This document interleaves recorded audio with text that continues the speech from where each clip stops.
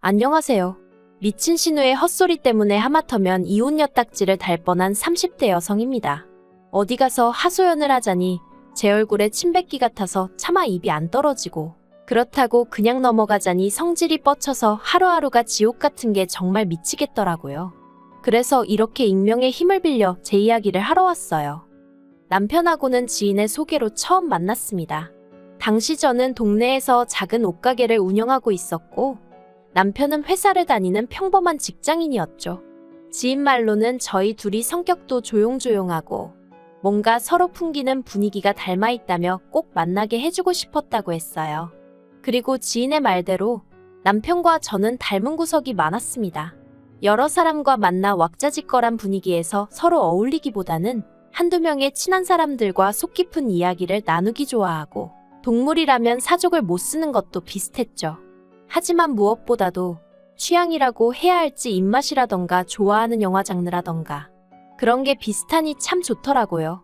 그래서 2년이란 시간 동안 서로 불만 없이, 크고 작은 다툼 없이 연애할 수 있었던 것 같아요.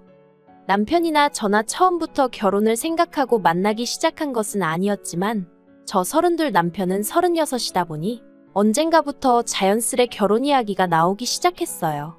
사실 남편은 어땠는진 몰라도 저는 결혼에 대해 막연한 두려움이 있었는데, 남편과 만나면서 제 마음의 벽이 허물어졌다고 해야 할지, 만약 결혼을 한다면 이 사람이랑 해야겠다는 생각을 종종 했었답니다. 그래서 화창한 어느 봄날, 남편이 공원에서 저에게 조금은 어설프지만 진심을 담아 프로포즈를 해왔을 때, 저는 기쁜 마음으로 그 프로포즈를 받아들였네요. 그리고 그때부터는 솔직히 모든 게 일사천리로 진행이 될 줄로만 알았죠. 하지만 인생이란 게 원래 뜻대로 되는 게 아니라더니, 막상 결혼 준비를 시작하면서 하나둘씩 따져보니까 남편 한 사람만 놓고 보면 그래도 크게 마음에 걸리는 건 없었는데, 시댁의 상황이 영 탐탁지가 않더라고요.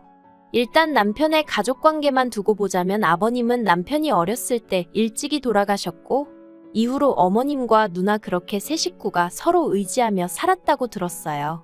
특히 남편하고 신우는 8살이나 차이가 나다 보니 어머님만큼이나 신우도 고생을 많이 했다대요. 그래서 남편은 말끝마다 우리 불쌍한 누나, 우리 누나가 고생을 많이 했지, 우리 누나 같은 사람이 없어, 뭐 이런 말을 자주 하더라고요.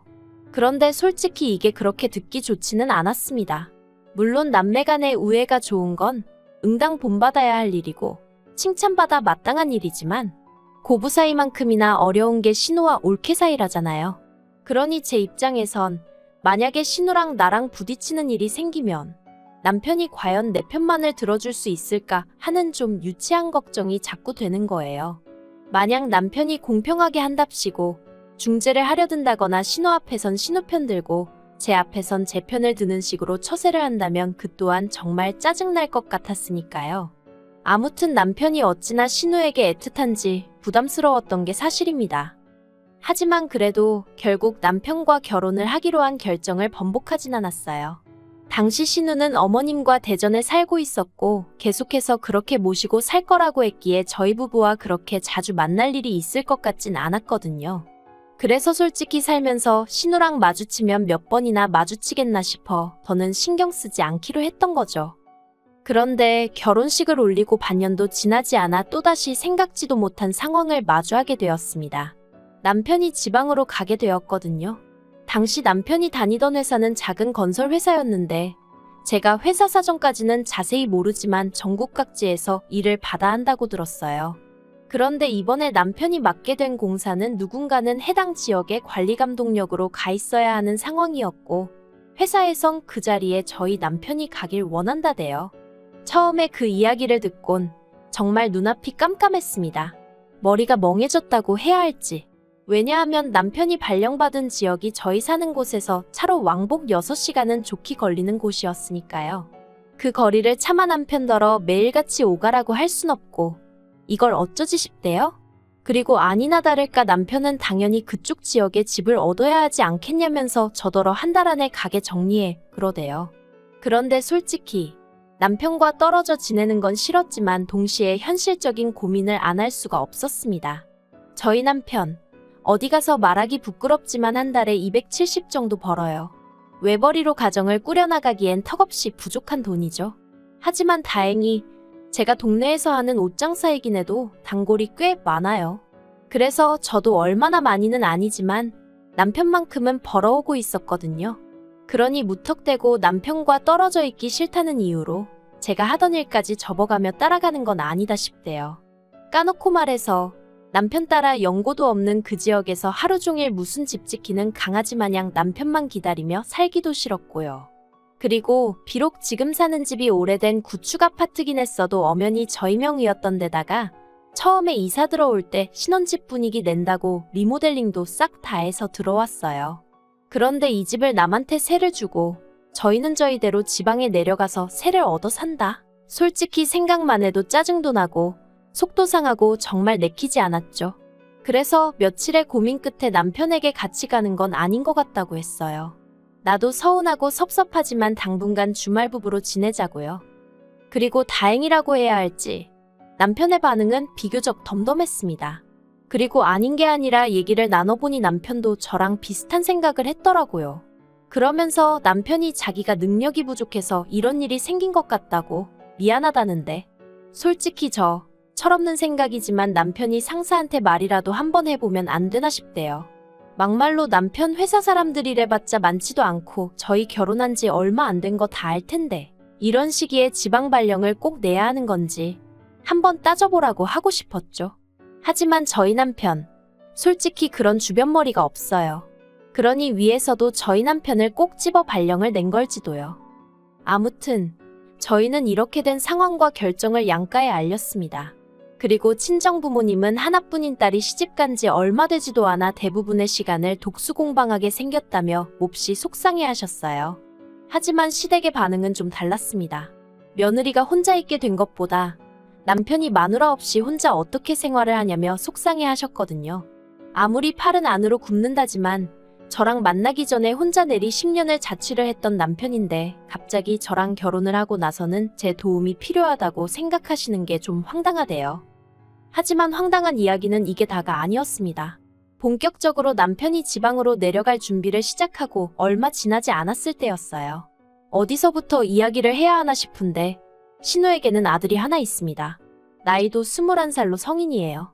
왜냐면 신우가 시집을 꽤 일찍 갔어요.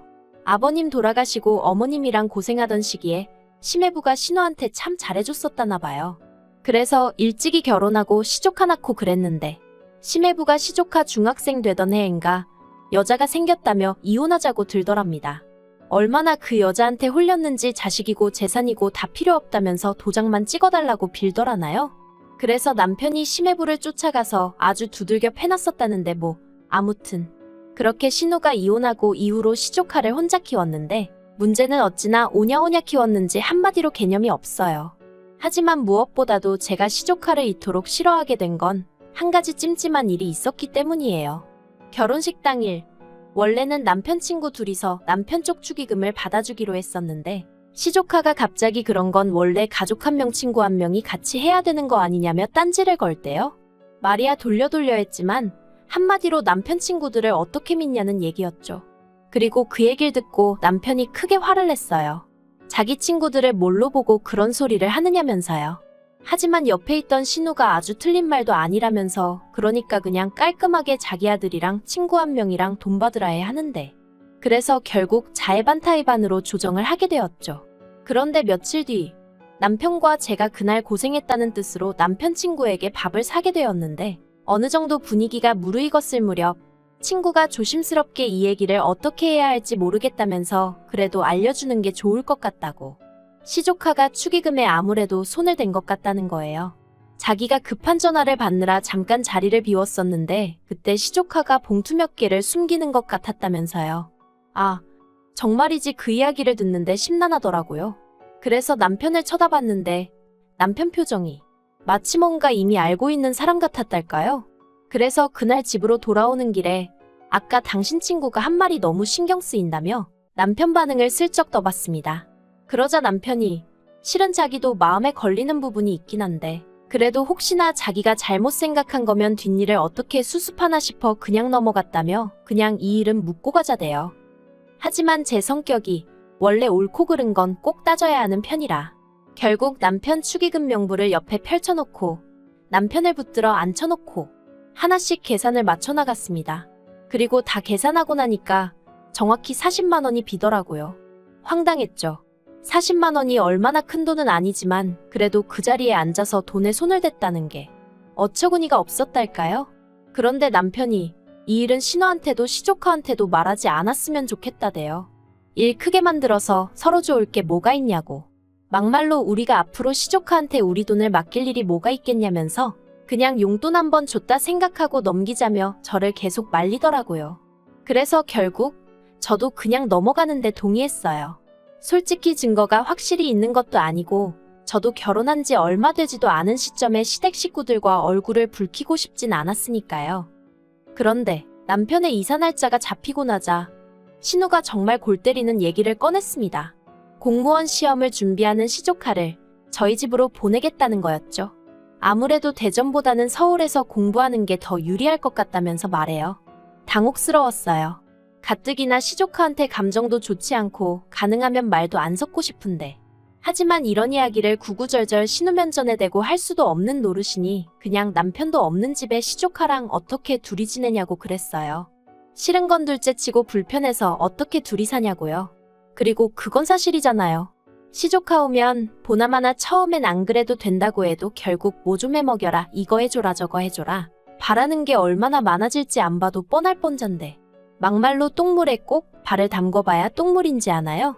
흙탕물도 찝찝하면 피해가는 게 상책인 마당에. 게다가 남편한테나 가족이지. 저랑은 피 한 방울 안 섞인 남남이고 어엿한 성인 남잔데. 아무튼지간에 상상만 해도 불편해서 안 된다고 했습니다. 그랬더니 신우가 보이는 반응이 정말 가관이었어요. 저더러 결혼했으면 피가 섞였건 안 섞였건 다 한 가족인데 저야말로 가족을 상대로 무슨 생각을 하는 거냐면서 평소에 뭘 보고 듣고 살면 그런 생각을 할 수가 있냐는 거예요. 아니 요새 뉴스도 안 보나? 아무튼 싫다고 절대 안 된다고 했습니다. 그리고 한 3일은 잠잠하더라고요. 남편도 제가 신우랑 통화한 걸 알 텐데 가타부타 말이 없고 그래서 어쨌든 신우가 내 말 뜻을 이해했나 보다 다행이다 생각했죠. 그런데 그건 순전히 제 착각이었습니다. 그날도 평소와 다름없이 가게에 나갔는데 날씨가 더워서 그런가 유난히 손님이 없더라고요. 그래서 그냥 오늘은 가게 문을 일찍 닫을까 생각을 하고 있었는데 갑자기 신우한테 전화가 걸려오대요. 이걸 받을까 말까 고민하다 피한다고 평생 피해질 것도 아니다 싶어서 결국 전화를 받았습니다. 그러자 신우는 왜 이렇게 전화를 늦게 받냐며 신경질을 내더니 이내 날카로운 목소리로 자기가 곰곰이 생각을 해봤는데 이건 제 의사를 물어볼 문제가 아니라면서 무조건 시조카를 올려보낼 거니 그런 줄 알랍니다. 그리곤 한다는 소리가 막말로 저희 남편이 지방으로 내려가고 나면 제가 저희 집에 누구를 불러드릴지 어떻게 하냐면서 저를 지켜보기 위해서라도 시조카를 보내놔야겠대요. 그러면 저는 시조카가 딴짓 안 하고 공부 열심히 하나 봐주고 그리고는 제가 좋든 싫든 자기가 그렇게 해야 마음이 편할 것 같아서 그런 거니 더는 이러쿵저러쿵 따지고 들지 말랍니다. 그래서 제가 웃기지도 않는 소리 좀 하지 마시라고 진짜 그렇게 하시면 저도 가만히 안 있을 거라고 소리를 질렀죠. 그런데 남편이 지방으로 내려가고 이틀 뒤 기어이 신우가 일을 벌였습니다. 사과상자 2박스랑 시조카를 데리고 저희 집에 왔으니까요. 어이가 없어서 제가 지금 이게 뭐 하는 짓이냐고 했어요.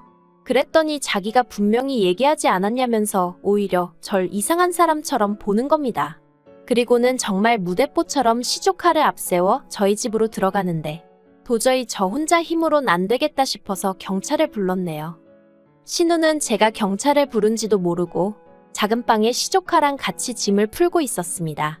하지만 그러고 10분도 되지 않아 경찰 2명이 왔고 저는 저 사람들이 지금 내 집에 무단으로 들어왔다고 설명을 했죠. 그런데 신우는 사태 파악이 안 된 건지 오히려 자기가 그 경찰들한테 하소연을 하기 시작하대요. 자기가 손이 시는데 남동생이 지방에 내려가서 아무래도 올케가 걱정되고 염려되어 자기 아들을 데리고 온 건데 아무래도 제가 이렇게까지 싫어하는 걸 보니 분명히 뭔가 제가 구린 데가 있는 것 같다나요. 그리곤 요새 젊은 여자들이 행실이 어떻고 저떻고 그러자 경찰들이 어이없고 난감한 표정으로 절 보며 어떻게 하고 싶냐는 거예요. 그래서 일단 내보내달라고, 그리고 주거침입 및 명예훼손으로 신고하겠다고 했어요. 그러자 그제서야 시조카 얼굴이 점점 허옇게 질려가더니 지엄마, 그러니까 신우한테 그만하라고 그냥 가자고 하대요? 이러다 제가 자기 고소하고 합의 안 해주고 그러면 공무원 시험 응시 못한다면서요. 사실 전 그런 줄은 몰랐고 그냥 신우한테 화가 나서 한 소리였는데 시조카의 다급한 표정을 보니까 오히려 제가 좀 당황스러웠네요. 아무튼 경찰들도 옆에서 그건 용케 잘 알고 계시네요. 그런데 이런 짓을 하시면 어떡합니까? 하고 어이없어 하더라고요. 그래서 되게 허무하게 신우랑 시조카랑 저희 집 밖으로 끌려나가다시피 나갔어요. 사과 상자는 경찰들이 옮겨줬고요. 그리고 분해서 어쩔 줄 몰라 하는 신우한테 아들 앞길에 소금 뿌릴 거 아니면 행동하기 전에 생각 좀 하라고 한마디 했습니다. 차마 이러니 심해부가 질려서 바람이 난 거 아니냐는 소리는 목구멍 끝까지 올라왔지만 그래도 시조카도 있는 데서 할 소리는 아닌 것 같아 꾹 참았네요.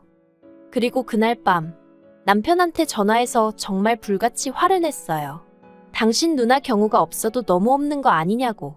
아무리 그래도 그렇지 날 뭘로 보고 감시를 하니마니 하더니 기어이 올라올 수가 있냐 했죠. 그러자 남편이 꼴에 팔은 안으로 굽는다고 자기 누나가 매형이 바람펴서 마음고생을 좀 하지 않았냐. 그래서 좀 오버를 한 것 같다며 한 번만 이해를 해달라나요? 그리고는 자기는 제가 파트로 매주를 쓴다고 해도 믿는다면서 신우 말은 너무 마음에 담아두지 말라는데 남편이야 저를 달래려고 한 소리였겠지만 그래도 마음 한편으론지 누나라고 욕은 안 하네 싶어서 좀 얄밉긴 하대요. 그래도 이 정도면 신우도 어느 정도 상황 파악이 되었겠죠? 저를 만만히 보면 안 된다는 것도 알았을 거예요. 그쵸? 앞으로도 할 말이 있으면 참지 말고 해가면서 살아야겠어요.